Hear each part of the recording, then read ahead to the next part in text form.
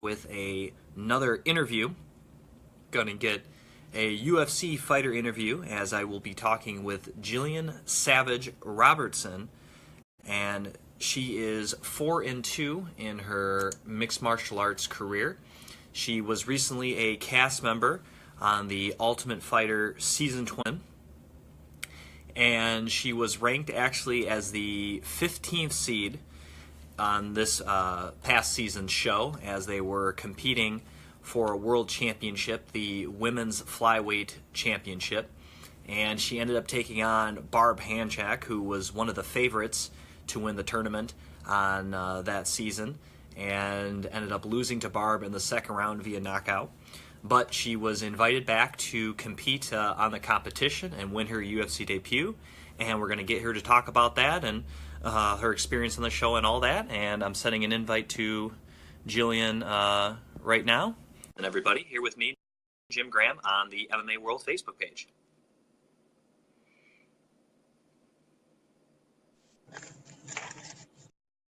All right, how you doing, Gillian? Good, how are you today?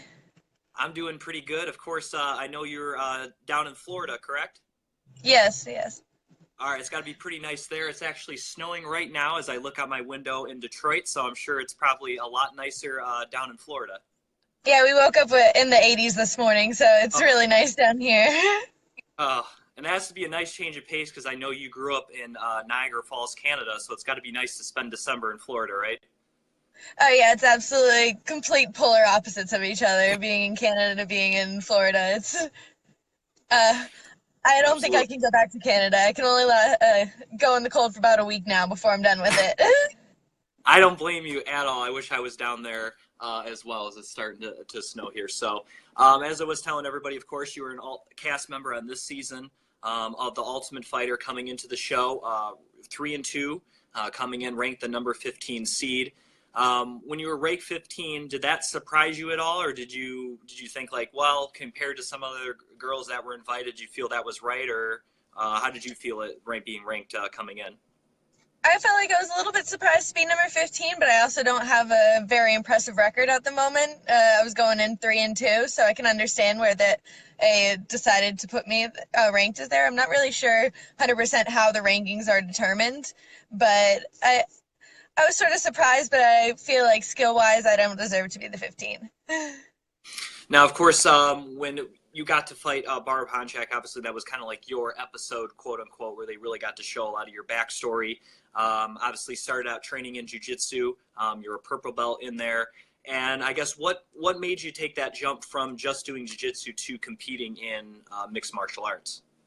I actually started with MMA and I started with kickboxing.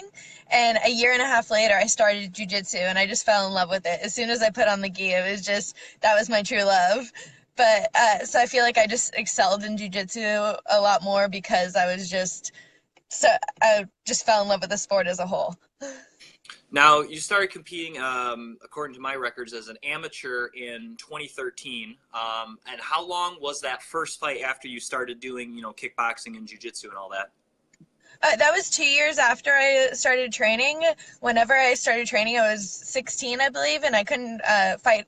I couldn't fight MMA until I was 18, so I had to wait until I turned 18. And it was I believe, 2 months after my 18th birthday that I took my first amateur fight. So I was just ready to go as soon as I was 18. I was ready to go. I was looking for a fight. Yeah, absolutely. And just looking at your amateur record, you went 9-2 as an amateur, if I think I did my math correctly on that. And you pretty much fought, it seemed, every couple months. You didn't, so that's what you like to do, is like to be active? Oh, 100%. I always like to have something coming up every 3 or 4 months. It's usually been that I've been able to get fights. I've had 17 fights in the last 4 years, and I would like to keep that going on. I would love to get back in there as soon as possible. Now, obviously, you did fight on the show, but if you include that as an exhibition, or however you want to call that, it was 6 months between your win over Hannah Cyphers and then obviously the fight here with Emily. Is that like the longest you've ever gone without having like an actual fight, either professional or amateur? Oh, I Oh, looked like it froze up. Oh, go ahead. Yeah, you're back. It starts to get to me after a while. I just need to always have something to look forward to, always have that next move, and I love having something lined up all the time. All right, let's get to your time on the show now. Here, obviously, you were there for 6 weeks, training, obviously competing, learning, obviously being away from friends and family. Obviously, your training camp down there in Florida.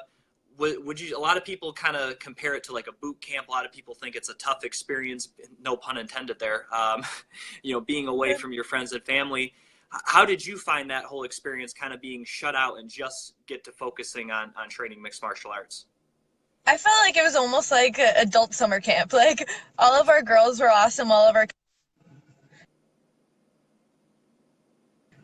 uh, but all the girls were awesome, all the coaches were awesome, and I felt like I saw myself get so much better in the time being there. And this is all I love to do. This is all I do when I'm at home is I just stay focused on training. I'm usually training about 3 times a day. So the house, just having no phones and not being able to leave the house was the only really troublesome part. Everything else, I feel like it was really summer camp. I looked forward to going to training every day. I loved all the girls we had to work with, and everybody was all. Uh, there was no drama or anything like that. Everybody was cool. It was a great experience. And I think especially one of the reasons why there probably maybe a little less drama is the fact that the coaches, I think for maybe the first time in Ultimate Fighter history, just seemed so cool with each other. There was hardly any trash talk, at least for myself, between Justin and Eddie. Maybe you could shed some light on that. But do you feel like both guys were pretty cool with each other from what we've seen on the show anyways? Oh yeah, they were definitely cool with each other. Like they'd make little jokes to each other and things like that, but it was all like there was never anything serious where there was no hate between them. And I feel like that was the way with all the fighters, all the girl fighters too, is there was just no drama. Now, you obviously were on Justin Gaethje's team. How did you like him, as a coach? Obviously, Trevor Whitman was there as well. What were some of the things that you liked training with those guys for 6 weeks there in Vegas? I absolutely loved working with Trevor Whitman and Justin and his whole team. They're great people. They were great coaches. I feel like they really focus a lot on the mental game and just being mentally strong and believing in yourself. And I feel like they took my mentality to a next level. And I definitely see that there's a huge difference in my game after going through the house and being able to spend so much time with them. Now, of course, getting to his fight, Justin's fight against Eddie Alvarez, right here in my hometown of Detroit. What did you think about that fight? Obviously, I thought it was fantastic, but what did you think about what happened there at UFC 218? I thought it was an absolutely crazy fight. It was everything I expected to be. I feel like that Justin and Eddie, they're both warriors. They're both mentally stronger than anyone in the game, and they proved it that night. Now, when you were watching that fight, I was talking about earlier on my show. Justin lands those 3 uppercuts in a row, and it looks like, oh man, he's about to get this. Then all of a sudden, Eddie throws that knee. Did you think that was going to be the end for sure? Do you think Justin was going to be able to come back? Because he's a guy that had never been finished in his career before. So conscious belief, you think, oh, he's going to come back, but then you see him kind of spiral, and it looked like that was pretty much it. I believed in Justin the whole time, and he told this to us on the show, and I feel like it shows in his fights. He said that he's like, "You're gonna have to make my heart stop beating to make me quit fighting," and I feel like that shows 100%. He's one of the toughest guys out there, and I feel like mentally and physically it shows. All right, we're going to get to a couple of questions from the fans commenting here on the MMA World Facebook page. We have James Hamilton writes in, who was the toughest training partner you had inside the house? Obviously, we only got to work with the Team Gaethje girls, so I don't really know how the Team Alvarez it was, but I feel like I got to work with Nico a lot, and obviously she ended up winning the show, and I feel like she was probably one of my toughest training partners. I feel like me, Nico, and Rachel and Montana all gave each other really good work. Let's see. We also have, where was it? What so far in your career, obviously you said you've had like 17 fights, professional, amateur. What do you feel has been your toughest fight so far in your career? I'm not sure to answer that one. I guess I would be able to say Barb, but still going into every fight, it's like I believe in myself 100%, and going in there, I feel like I am going to be dominant, and I don't they're tougher fights, but she's the only person who's finished me since my second amateur fight, so I guess I would have to say it's her. But still, I would take the rematch any day. And that was Peter for the comment. Thanks for the comment, Peter. Looking at your fight on the Ultimate Fighter, you got to take on Emily Whitmire, who was one of your teammates there on the Ultimate Fighter season. Did that make the matchup difficult, or because you kind of had already parted ways as teammates, did that play up any role in this fight, Gillian? Me and Emily actually shared bunk beds for the full 6 weeks, so we were a little bit closer than just teammates. But I feel like it almost makes it easier. It gives it you a little bit more of a you're a little bit more comfortable in the cage, where especially with it being such a big scene with the UFC jitters and everything, it's like it almost makes it a little bit easier knowing who your the person you're going to be fighting is. I knew a lot about her, and it's just like you know them as a person. It almost makes it a little bit more. I don't know. It's weird to say that it makes it more comfortable to fight them after you know them so well, but it does. Absolutely. Looking at the fight, obviously you're able to get the win. I want to go through it a little bit, the sequence there. She was able to get that takedown. She has you up against the cage. And the camera doesn't catch it quite because it's kind of on the opposite side. But you're working with your left arm. It'd be her right arm. And it looked as though you kind of like scooped it up and kind of switched over to like the Galileo type position to get the arm bar. And I'm not sure if she knew exactly what you were going for, but it seemed as though then you were able to stand up and then basically extend and get that straight arm bar. Is that more or less kind of how you set it up from what I could tell from the camera angle? Yeah, on the left side, I had an overhook, so I had her glove trapped under my armpit pretty tight, Okay. and she started to push my foot across so then she could try to pass my guard. But whenever she did that, I had her arm extended, and I think she just didn't notice that probably as much. She wasn't as aware of that arm, and then I was able to get my foot over, and even when my back was still on the mat, I had the submission sunk in, and then when I came up, it was still just as tight. And obviously, that's not like how most people would set up a traditional armbar. Is that something you work on kind of with that overhook, or is that just something you saw and figured if I can do this and she does this, I can get the armbar? I usually work the overhook to go for the triangle, and that was what originally I was trying to do. And I feel like she just, whenever she moved my foot over, it kind of just put me in the position I saw it at the moment. Obviously, you got the win, you got got the tap there, winning your first fight in the UFC.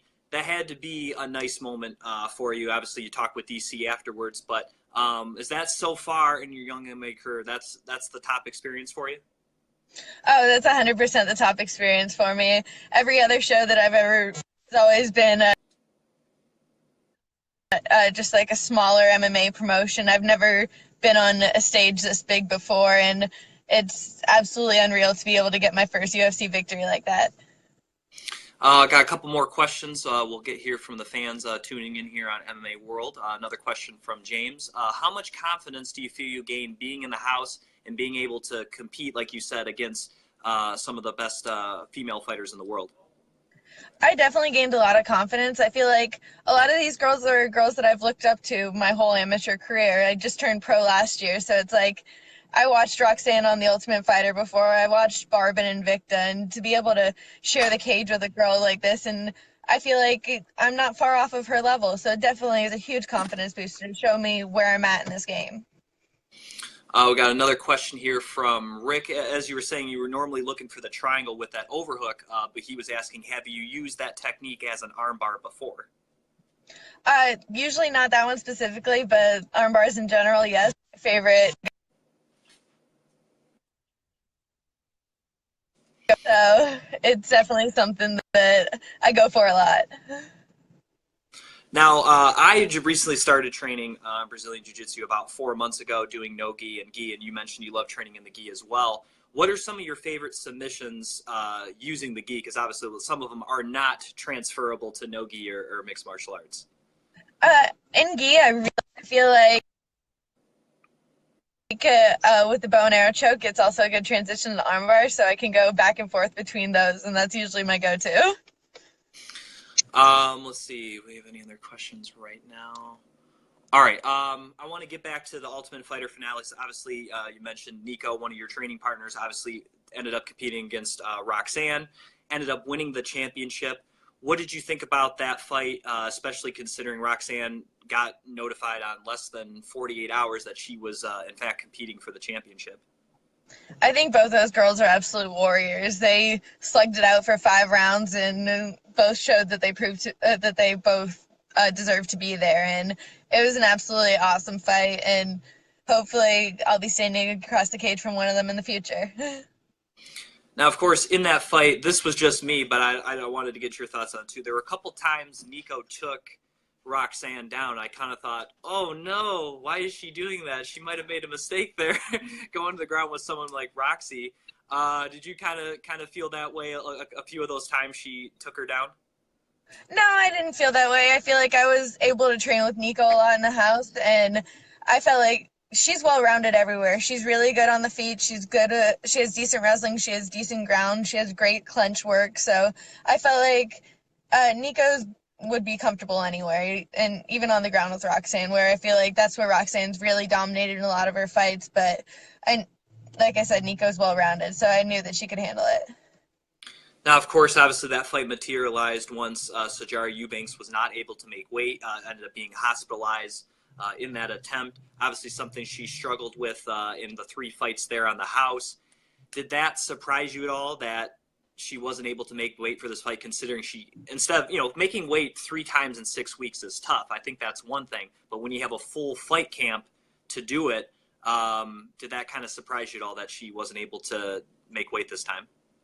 That surprised me 100% that Sarge didn't make weight. Like you said, making weight 3 times in the house is an absolutely insane feat. So the fact that she did that just impressed me. It's showing me how mentally strong she is. And the fact that I don't even think it was her who quit this time. I'm pretty sure the doctor told her to stop cutting because he said it wouldn't be healthy anymore. And I couldn't see her quitting ever. Like I said, she's so mentally strong. I was 100% shocked that she didn't make weight. Now, do you feel as though, just as a fellow fighter, with her missing weight in that championship fight like that, do you feel like that may affect her in her UFC career, being not able to go for, a big moment like that, the first ever, flyweight championship fight? I don't think it'll affect her. I think she'll be able to come back, whether she wants to stay at 25 or go up to 35. I know a lot of her previous fights were at 35, so that might be a decision she has to make, but I feel like she's going to be a dominant competitor in either division. Got another question from one of our viewers here, from Joe Barton. He has a question. Do you think Ronda Rousey is finished in MMA? And the second part of this question is, would you ever consider joining something like the WWE once you considered finishing your MMA fighting career? I do think that Ronda Rousey is finished in MMA. I think that if I were her, I would be. She has a lot of money. There's no reason to keep on getting hit in the face when you have that much money. But in WWE for me, I'm not too sure about that. I feel like I love MMA for the sport that it is, and I'm not exactly the most outgoing person, so I don't know how well I would do in front of a WWE crowd. All right, fair enough, fair enough. I thought that was a very interesting. Thanks for the question, Joe. Looking at some of the other fights on the Ultimate Fighter finale, going back to that, obviously you started the trend of great submissions and several other arm bars. What did you think about some of the other submissions there was a calf slicer? My goodness, against Joe Soto. What did you think about some of the other finishes there on the Ultimate Fighter finale? I thought that calf slicer was absolutely insane. It was just beautiful setup, beautiful submission, everything. And I know Rachel and Montana both got arm bars too, so we had a good little streak going there. Absolutely. And I also wanted to get your thoughts, fellow Canadian Ryan James. I don't know, it looked like he was just about dead on his feet against Andrew Sanchez. Somehow came back and got that finish in the 3rd round. What did you think about his fight there that he had? Oh, that was absolutely insane. I just couldn't believe it. Had you ever seen anything like that before, like a comeback like that? Because that doesn't happen very often. I know that I've never been put into that position myself. I've never been almost knocked out like that, and then he just made such an insane comeback. It was crazy to be able to watch that. Now, of course, like you said, you like to stay active, like to get right back in there. Obviously, a first round victory. Did you suffer any injuries at all or anything? It didn't look like you did, but I've suffered no injuries at all. I'm back to training this week. I was back to sparring this week. Everything's good. so how obviously holidays are coming up. Is that gonna put any damper in you getting back in there soon, or if they told you you could fight tomorrow, would you? Oh, I would fight tomorrow if they can get it set up for me. Then I'm ready to go. This is this is what I love to do, so I'm ready at any time. Realistically, though, have you had any talks about what's next for you? And if so, would you say like February, March is a likely return for your next UFC bout? I haven't had any talks about what's next for me, but I would hope as soon as January that's my next UFC bout. I want to get back in there. Like I said, I have absolutely no injuries. I'm ready to go. It's just I would just need time for the weight cut, and it's not even too harsh for me, so I could do that on pretty short notice too. At American Top Team, like you said, you train 3 times a day. What are when those 3 times a day, are they segmented into different things like strength and conditioning, striking, grappling, or is it just kind of a mix of all three of those at any given time? It'll be different every day of what my schedule looks like, whether it's strength and conditioning, MMA, boxing, jiu-jitsu, wrestling, or just everything. It's always changing every single day, every single session. Let's see if we have any other questions here. Let me double check this. A lot of people commenting, saying they're proud of you and stuff like that. One guy commented that he likes my glasses. Thank you for that. Um, Louisiana loves Gillian. So yeah, that one. You also have a comment, "You're a beast, Gillian," from Kyla. So a lot of people feeling the savage here. Actually, that's one thing I wanted to. How'd you get the nickname the Savage? Is that something that you picked, or did someone give you that moniker? It was right before one of my first amateur MMA fight that one of my coaches released a letter about me to my team saying that I'm as quiet as a mouse, but when I walk into the cage, I turn into a savage. And my mom was just appalled by that. She was like, "My daughter is savage," and she was. So one of my friends started calling me that after that, and we decided that was going to be my walkout name for my first amateur fight, and it just stuck after that. But that's a good thing to be savage, though, in the cage. Yeah, yeah, I like it. Okay, we got another question here. What was your favorite part of being in the house? My favorite part of being in the house was probably just all, like I said, the coaches and the girls were awesome. So the people that I got to meet being there, they're lifelong friendships. It was more than just that 6 weeks. Now, is there anything about actually now competing in the UFC that was surprising to you, or did it feel like just simply a bigger cage and a bigger stage? It honestly, when you're walking in there, it all feels the same. There's no crowd, there's no cameras. It's just you and the other girl, and that's all that matters in that moment. Now that you've been and have this fight in the UFC, you obviously got to win. Is there any? Obviously, there were a lot of different stars and different fighters there at the Ultimate Fighter finale. Is there anyone that you've met so far that you're like, "Oh man, I can't believe I got to meet this guy," or "I can't believe I got to meet this girl," or anything like that? Um, I guess through the show, I was really happy that I got to be able to grapple with Misha Tate. I thought that was pretty awesome. So be able to get work with her, I thought that was pretty cool. It's like I still have little fangirl moments over a lot of these people. Absolutely. All right, we're going to take one more question here from Peter. He asked, what do you think you'll do when you retire, which obviously is a long way away because you're only 22. Do you think you would stay coaching, or do you think you would just completely start doing something else? I don't think I could ever get away from the sport. So when I retire, I'll probably still be in a gi or still coaching or maybe even running seminars or doing something like that. This is my life and this is all I do. I could never get away from it. All right. Where can people get a hold of you on social media if they want to tell you more great comments like we've got here this afternoon? On Facebook, it's Gillian Savage Robertson, and on Instagram, it's Savage_EJJ. All right, she is Gillian the Savage Robertson, and she was successful in her UFC debut over Emily Whitmire. And Gillian, thanks for coming on the show. I really appreciate it. I look forward to watching you here coming up in 2018. All right, thank you so much for having me. Once again, that was Gillian the Savage Robertson right here on MMA World. I'm your host, Jim Graham. You can follow me at Jim Graham for more interviews, fight breakdowns, and everything else mixed martial arts. Thank you, everybody that tuned in on MMA World, and thanks again to Gillian Robertson for checking in here on the page. I am Jim Graham, and once again, this has been another interview presentation right here on MMA World.